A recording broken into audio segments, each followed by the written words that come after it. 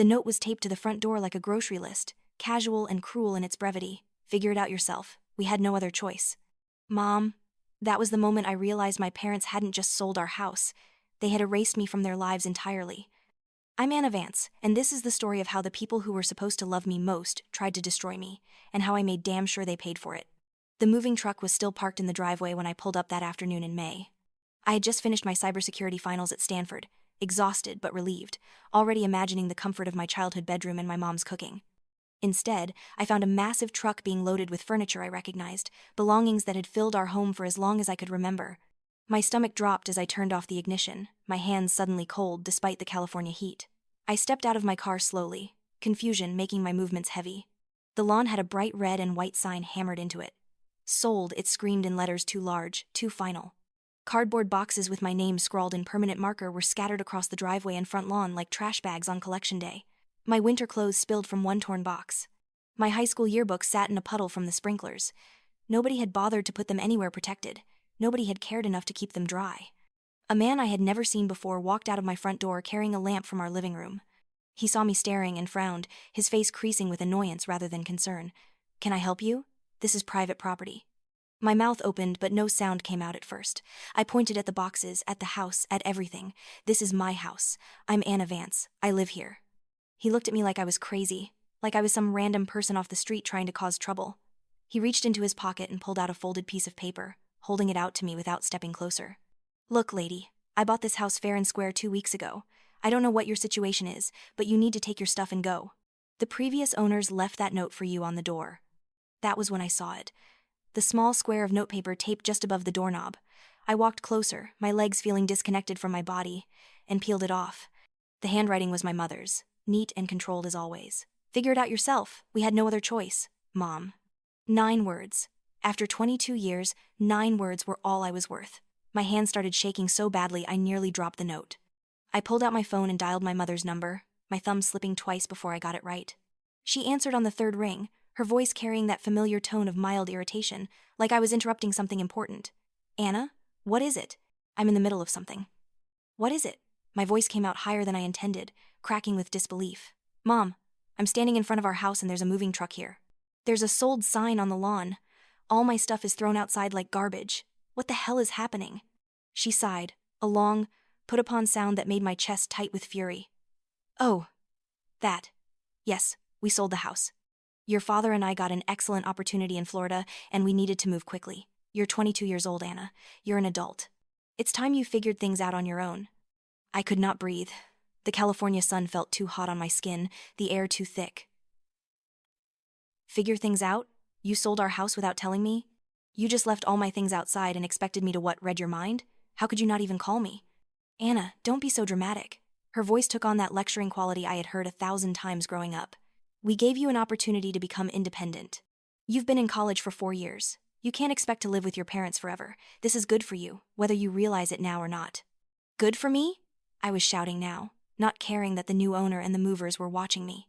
"You think abandoning your daughter with a 9-word note is good for her? You think not having the decency to give me any warning is some kind of life lesson?" "We did what we had to do," my mother said, her voice cooling into ice. "The world doesn't owe you anything, Anna. The sooner you learn that, the better off you'll be. You're smart, you're educated, you'll be fine. Stop being so needy." "Needy?" The word felt like acid in my mouth. I'm needy because I expected my parents to treat me like a human being instead of an inconvenience? I'm needy because I thought I mattered to you?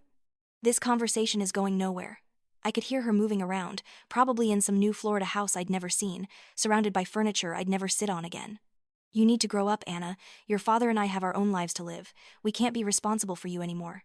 Something broke inside me then. Something that had been cracking for years under the weight of their casual cruelty, their emotional distance, their never quite satisfied disappointment in everything I did. "You're right," I said, my voice suddenly calm in a way that scared me. "You're absolutely right. You can't be responsible for me anymore, so don't be. Don't call me, don't text me, don't reach out ever again. You wanted me to be independent? Congratulations, you just lost your daughter." I ended the call before she could respond and immediately blocked her number. Then I blocked my father's. Then I went through my contacts and blocked every aunt, uncle, and cousin who might try to play mediator or guilt me into backing down. I was done. Completely done. The new homeowner was still watching me with concern now, rather than suspicion. "Are you okay?" he asked carefully. I will be, I said, surprised to find I meant it. I started gathering my boxes, throwing them into my car with more force than necessary. Most of my childhood was going to fit in a Honda Civic. That was what my life had been reduced to. I called Maya before I even pulled out of the driveway. She was my best friend from freshman year at Stanford, the person who had stayed up with me through countless study sessions and breakdowns. When I told her what happened, she didn't hesitate. Come to my apartment right now, she said immediately. You're staying with me. I don't want to hear any arguments. Just come. I cried the entire drive to her place in Palo Alto, ugly sobs that made it hard to see the road. But by the time I arrived, something had hardened in my chest. The grief was still there, but it was wrapped in steel now. I had learned something crucial in that driveway. The people who were supposed to love you could betray you without warning. They could throw you away and call it a favor, and if they could do that, then I owed them nothing. Not my love, not my forgiveness, and certainly not my loyalty. Maya's apartment was small, barely big enough for one person, let alone two, but she cleared out half her closet without being asked and helped me carry my boxes up 3 flights of stairs. That night, while we ate takeout Chinese food on her worn couch, I made myself a promise. I would never be vulnerable like this again. I would never be in a position where someone else's choices could destroy me. I would build something so strong, so unshakable, that no one could ever take it away from me. The next morning, I started looking for jobs. Within a week, I was working at a coffee shop near campus, pulling double shifts whenever I could. I picked up freelance cybersecurity work online, staying up until 3 in the morning to finish projects for clients I never met. I applied for every scholarship and grant I could find, writing essay after essay about overcoming adversity, about pulling myself up, about resilience. I didn't mention my parents. They didn't deserve to be part of my story anymore. Maya worried about me. I could see it in the way she watched me chug my 4th cup of coffee before class, the way she gently suggested I might want to slow down, take a break, talk to someone. But I couldn't slow down. The moment I stopped moving was the moment I would have to feel everything, and I was not ready for that. Maybe I would never be ready. So I kept going, kept working, kept building. 3 months passed in a blur of exhaustion and determination. I barely slept. I barely ate unless Maya forced food in front of me. But my grades stayed perfect. My freelance client list grew. I was surviving, and survival felt like victory. Then one afternoon in late August, during my break at the coffee shop, everything shifted again. David, one of my coworkers, was scrolling through Facebook on his phone when he laughed at something and turned the screen toward me. Hey, isn't your last name Vance? Is this your dad? I looked at the phone and felt the world tilt. It was a photo from a community event in Sacramento, one of those local news posts about neighborhood meetings and civic engagement. The photo had been taken 3 days before I came home to find the moving truck. And there, clear as day, was my father standing in a group of residents, smiling at the camera. My hands went numb. That can't be right. It's definitely him, David said, zooming in on the image. Same face as your old Facebook photos. James Vance, right? 3 days before. They had been in Sacramento 3 days before I came home. My mother had told me they had to move quickly, that they had no choice, that it was all so sudden. But if my father was at a community meeting 3 days before I arrived, then they had been planning this for weeks. Maybe longer. They had time to call me, time to prepare me, time to do anything other than what they did. They had chosen this, chosen to hurt me in the worst possible way, and then lied about it. I called my mother that night. I had to unblock her number first, and just seeing her name on my screen again made me feel sick. But I needed her to know that I knew. I needed her to face what she had done. She answered with a wary, Anna? You lied to me. I did not waste time with pleasantries. Dad was in Sacramento 3 days before I came home. I saw the photo. You had time to tell me. You chose not to. There was a pause, and then she had the audacity to sound annoyed. So what? What difference does it make? The result is the same either way. The difference is that you had time to plan this. You had time to call me, to prepare me, to do literally anything other than abandon me with a note taped to the door. You didn't move suddenly. You didn't have no choice. You just didn't want to deal with my reaction. You're not just cruel, Mom. You're a coward. Don't you dare speak to me like that. Her voice rose, sharp and defensive. We gave you an opportunity to become independent. You should be thanking us, not attacking us. I laughed, a bitter sound that hurt my throat. Thanking you? For what? For teaching me that the people who are supposed to love me will throw me away without a second thought? For showing me that family means nothing when it becomes inconvenient? For proving that I can't trust anyone? You're being ridiculous, she snapped. The world doesn't owe you anything, Anna. Not me, not your father, not anyone. You need to learn that. You're absolutely right.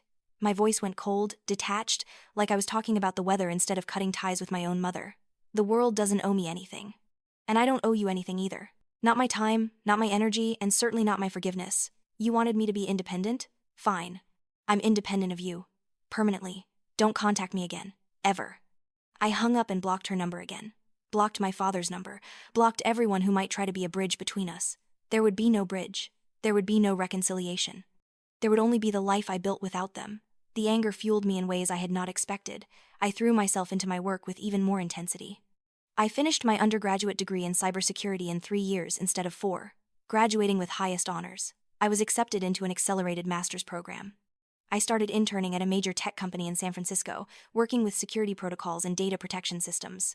Every achievement felt like a middle finger to my parents, proof that I did not need them, that I was better off without them. Maya stayed by my side through all of it. She never pushed me to forgive them, never suggested I was being too harsh. She just supported me, believed in me, and gave me a place to belong when I had nowhere else. I would never forget that. December came faster than I expected. I was in the final week of my master's program, preparing for my last exams and getting ready to start a full-time position at Nexora Labs, one of the most prestigious tech companies in the country. My life was finally coming together. I had rebuilt everything my parents had tried to take from me, and I had done it alone. Then my mother contacted me through LinkedIn of all places. She had sent a message request that somehow bypassed all my blocks, probably because I had never thought to block her on professional networking sites. The message was waiting for me when I checked my account after a long day at the library. "Anna, sweetheart, I know you're angry with us, but we need to talk. Your father and I are in serious trouble, and you're the only one who can help us. Please, we need you. I'm begging you." I stared at the message for a long time. Part of me wanted to delete it immediately, to pretend I had never seen it, but curiosity won out. What kind of trouble were they in? What could possibly make my mother lower herself to begging? I did not respond. Instead, I did what I did best. I investigated. Using my cybersecurity skills and various public record databases, I started digging into my parents' life in Florida. It did not take long to find red flags everywhere. They had purchased a luxury condo in Miami for $800,000. My father had bought a new Mercedes. Their social media accounts, which I accessed through a secondary anonymous profile, showed photos of expensive dinners, yacht trips, and country club memberships. They were living like they had won the lottery, but they did not win anything. I kept digging, going deeper into financial records and public documents, and then I found it. My father had been running an investment scheme targeting elderly retirees in Florida. It was a classic Ponzi scheme, using new investors' money to pay returns to earlier investors while siphoning off large amounts for personal use. He had been operating it for at least 2 years, possibly longer. And my mother was involved too, listed as a business partner in several of the shell companies they had used to hide their activities. I sat back from my laptop, feeling cold all over. They had not just abandoned me, they had abandoned me to fund a criminal enterprise. The house they sold, my childhood home, had probably been liquidated to support their fraud. They had thrown me away to pay for their yacht trips and luxury cars, and now they were caught, and they wanted my help. I crafted my response carefully, making sure every word landed exactly as I intended. "I'm so sorry to hear you're experiencing difficulties. Unfortunately, I'm extremely busy with my education and career. I'm sure you'll find a way to handle it yourselves. After all, you always told me I needed to be more independent. Perhaps it's time you took your own advice. Best of luck with everything." I sent it and immediately blocked her on LinkedIn. Then I blocked every possible avenue of communication I could think of. I was not going to help them. I was not going to save them. They had made their choices, and now they would face the consequences. But the story was not over. 2 weeks later, on a cold December evening, I was leaving the university library after my final exam when a woman in a dark suit approached me. She had that unmistakable look of federal law enforcement, everything about her radiating authority and purpose. "Anna Vance?" she asked, pulling out a badge. "I'm Special Agent Sandra Ramirez with the FBI. I need to speak with you about your parents."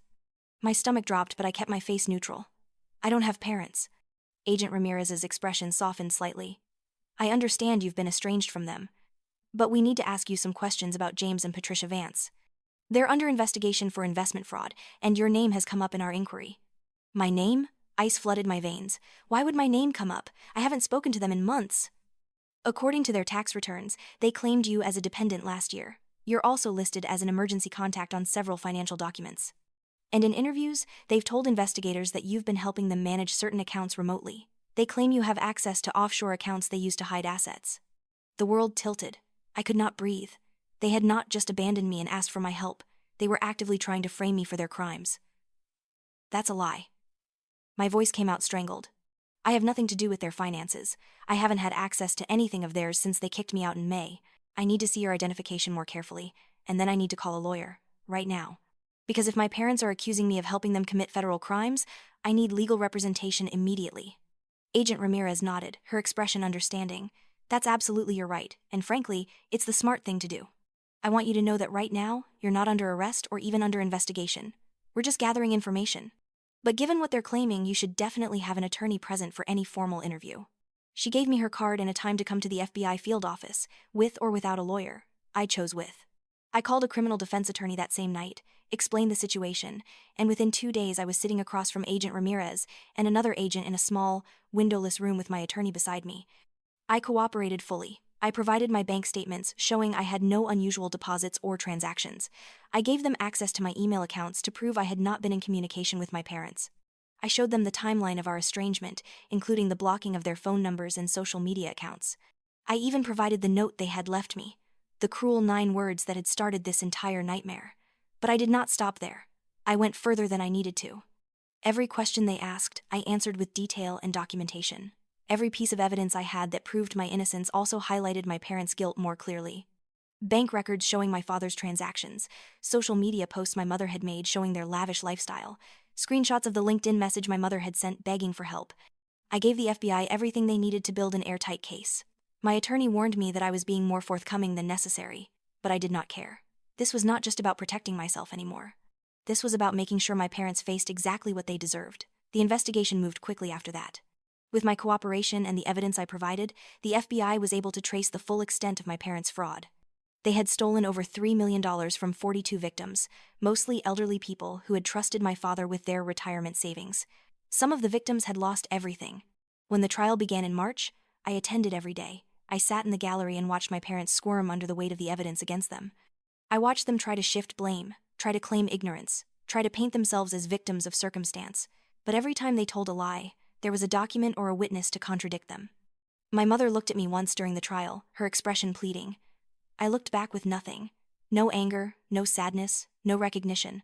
She was a stranger to me now. They both were. The jury took less than 6 hours to return guilty verdicts on all counts. The judge sentenced my father to 15 years in federal prison. My mother received 12 years. They would be in their 70s before they were eligible for parole. I felt nothing when the sentence was read. No satisfaction, no relief, no guilt, just emptiness where they used to be. But that emptiness filled quickly.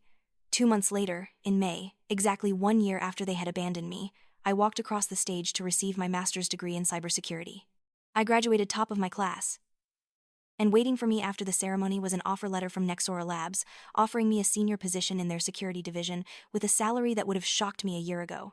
Maya was there, cheering louder than anyone. She had been my family when I had none, my support when I was falling apart, my friend when I needed one most. We celebrated that night with cheap champagne and expensive takeout, laughing until our sides hurt. I'm so proud of you, Maya said, raising her glass. Look at everything you've built. I couldn't have done it without you, I said honestly. You saved me when I had nowhere else to go. She shook her head. No, I gave you a place to stay. You saved yourself. Maybe she was right. Maybe I had saved myself. Maybe that was the lesson in all of this. You could not wait for other people to value you. You had to value yourself. You could not depend on others to build your foundation. You had to build it yourself, strong enough that no one could knock it down. I started my position at Nexora Labs in June. The work was challenging and fulfilling in ways I had not expected. I was designing security systems that protected millions of users, solving complex problems that required every bit of knowledge I had gained. I was good at it, better than good. I was exceptional. I moved into my own apartment in September, a small 1-bedroom in Oakland with a view of the bay. It was not much, but it was mine. Every piece of furniture I bought myself. Every decision about paint colors and curtains and where to hang pictures was mine alone. No one could take it from me. No one could sell it without telling me. It was mine. Sometimes, late at night when I could not sleep, I thought about my parents. I wondered if they regretted what they did to me. I wondered if they understood that their cruelty had not broken me but forged me into something harder, something stronger. I wondered if they realized that in trying to abandon me, they had freed me from ever needing them again. I had not turned out the way they expected. They thought I would come crawling back eventually, desperate for their approval and support. They thought I would be weak without them. They were wrong about everything. A year into my job at Nexora, I was promoted to lead a team of security specialists. I was 24 years old and managing people twice my age. I bought a new car. I started investing my money carefully, building the kind of financial security my parents had never taught me about. I was thriving. Maya and I stayed close. She was finishing her own graduate program in social work, and we supported each other through the stress and triumphs. We had built our own kind of family, one based on choice and respect rather than obligation and blood. One evening, as we sat on my apartment balcony watching the sun set over the bay, Maya asked the question I had been avoiding. Do you ever think about reaching out to them? Not to forgive them or anything, but just to show them what you've become? I thought about it for a moment. No, I said finally. They don't deserve to know what I've become. That's for me, not them. They had their chance to be part of my life, and they threw it away. What I've built, who I am now, they have no claim to any of it. Fair enough, Maya said, clinking her glass against mine. To families we choose instead of families we're born into. To families we choose, I echoed. The truth was, I had not forgotten what my parents did to me. I never would. The betrayal was carved into me, a permanent scar. But I had stopped letting it define me. They had tried to destroy me, tried to make me small and dependent and broken. Instead, they had created someone who knew her own worth, who did not need validation from people who did not deserve to give it, who built her own empire from the rubble they left behind. Years later, long after the media coverage of their trial had faded, long after I had stopped checking to see if they tried to contact me, I received a letter. It was forwarded through several addresses, tracked me down through a private investigator they must have hired from prison. The envelope was thin, the handwriting my mother's. I held it for a long time, debating whether to open it. Part of me wanted to burn it without reading it. Part of me was curious what she could possibly have to say after all this time. In the end, curiosity won. I opened it carefully, unfolding the single page inside. Anna, it began, I don't expect you to forgive me. I don't even expect you to read this. But I needed to try to explain. Your father and I were in debt. Deep debt from investments that went wrong. We were desperate. When the opportunity came to move to Florida and start over, we took it without thinking about how it would affect you. We told ourselves you were strong enough to handle it, that you would be fine. We were wrong about so many things. I see that now. I see that we weren't just wrong. We were cruel. We destroyed your trust in us, and worse, we tried to destroy you when we got caught.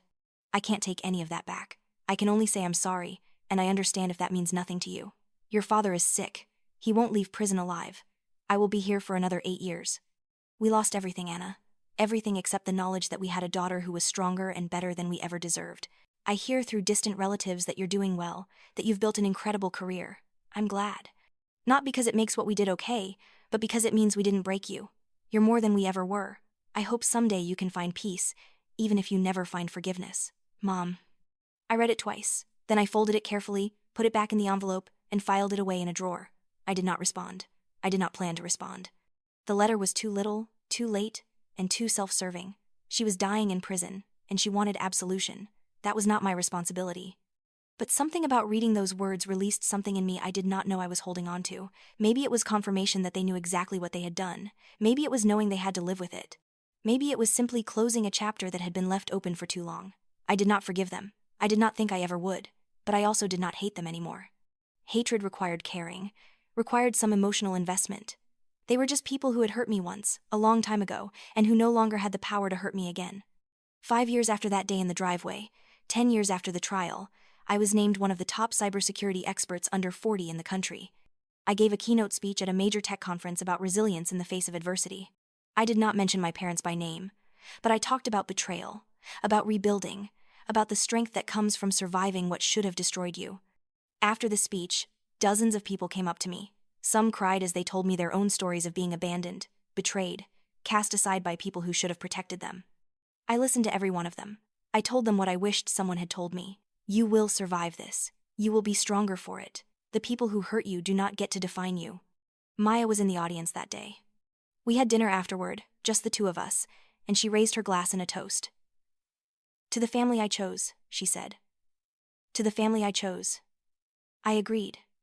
And I meant it. The family I chose, the life I built, the person I became, all of it was mine, earned through pain and resilience and sheer stubborn determination. No one had given it to me. No one could take it away. My parents had thought they were abandoning me, but really they had set me free. Free from the burden of trying to earn love from people incapable of giving it. Free from the illusion that blood meant loyalty.